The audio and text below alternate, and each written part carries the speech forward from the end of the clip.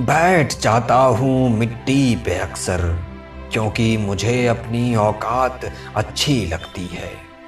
मैंने समंदर से सीखा है जीने का सलीका, चुपचाप से बहना और अपनी मौज में रहना। ऐसा नहीं है कि मुझ में कोई ऐब नहीं है, पर सच कहता हूँ मुझ में कोई फरेब नहीं है। जल जाते हैं मेरे अंदाज से मेरे दुश्मन, क्योंकि एक जमाने से मैंने न मोहब्बत बदली और न ही दोस्त बदले। एक घड़ी खरीद कर हाथ में क्या बांध ली, एक घड़ी खरीद कर हाथ में क्या बांध ली, ये वक्त पीछे ही पड़ गया मेरे। सोचा था घर बनाकर सुकून से बैठूंगा, पर घर की जरूरतों ने मुसाफिर बना डाला। सुकून की बात मत करे गालिब, सुकून की बात मत करे गालिब, वो बचपन वाला इतबार अब नहीं आता। शौक तो माँ बाप के पैसों से पूरे होते हैं, अपने पैसों से तो बस जरूरतें ही पूरी हो पाती हैं। जीवन की भाग दौड़ में क्यों वक्त के साथ रंगत चली जाती है, जीवन की भाग दौड़ में क्यों वक्त के साथ रंगत चली जाती है। हंसती खेलती जिंदगी भी आम हो जाती है। एक सवेरा था जब हंस कर उठा करते थे हम, और आज कई बार बिना मुस्कुराए ही शाम हो जाती है।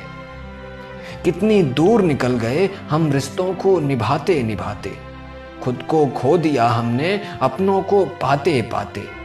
लोग कहते हैं हम मुस्कुराते बहुत हैं, लोग कहते हैं हम मुस्कुराते बहुत हैं, और हम थक गए दर्द छुपाते छुपाते।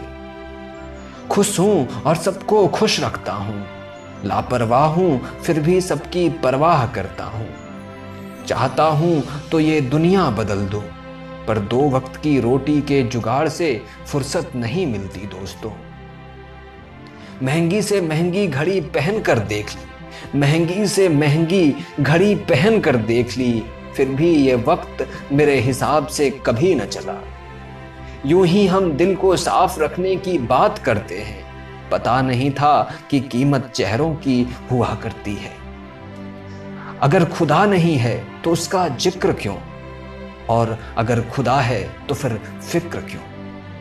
दो बातें इंसान को अपनों से दूर कर देती हैं, दो बातें इंसान को अपनों से दूर कर देती हैं, एक उसका अहम और दूसरा उसका वहम। पैसों से सुख कभी नहीं खरीदा जाता दोस्तों, और दुख का कोई खरीदार नहीं होता।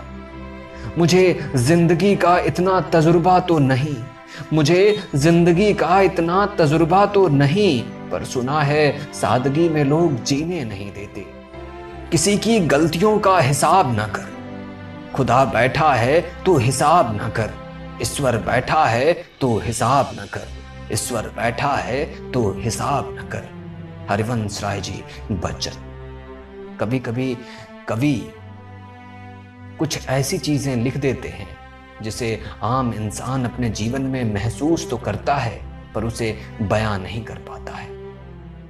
हरिवंश राय बच्चन जी की यह कविता हम सभी की पसंदीदा कविताओं में से एक है, और आशा है मुझे कि मेरी आवाज में आपको यह कविता और भी पसंद आई होगी। आगे भी सुनते रहें और अपनी प्रतिक्रियाएं देते रहें। बहुत बहुत शुक्रिया दोस्तों।